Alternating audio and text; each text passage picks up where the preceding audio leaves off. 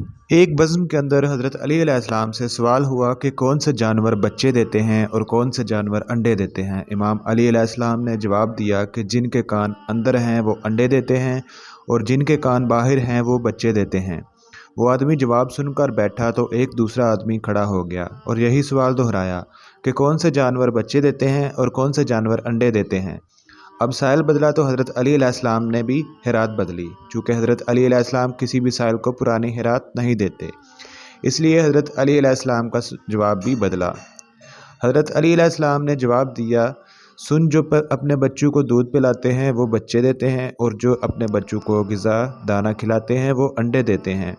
دوسرا آدمی جواب سن کر بیٹھا تو ایک تیسرا آدمی کھڑا ہو گیا اور یہی سوال دہرایا، کون سے جانور بچے دیتے ہیں اور کون سے جانور انڈے دیتے ہیں۔ حضرت علی علیہ السلام مسکراتے اور کہا، تیرے لیے بھی نیا جواب ہے، سن جو اپنی غذا کو چبا کر کھاتے ہیں وہ بچے دیتے ہیں اور جو اپنی غذا کو صرف نگلتے ہیں وہ انڈے دیتے ہیں۔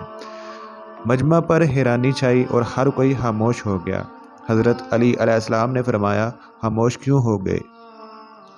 اگر اب بھی کسی کی تسلی نہیں ہو رہی تو سوال کرو، میں ابو طالب کا بیٹا علی تمہیں قیامت تک دعوت دیتا ہوں، تم یہی سوال دہراتے رہو، میں ہر دفعہ تمہیں نیا جواب دیتا رہوں گا۔ سبحان اللہ۔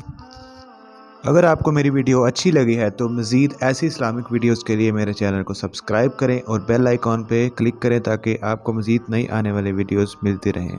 شکریہ، اللہ حافظ۔